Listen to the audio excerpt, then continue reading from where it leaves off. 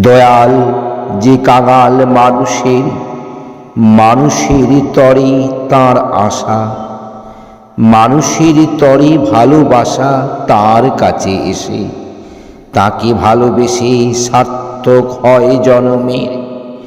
তার কাছে গিয়েছেন যারা, ত্যাগের পরীক্ষা দিয়েছেন তারা, তাদের জীবন দেখি বুঝি দয়াল কেমন।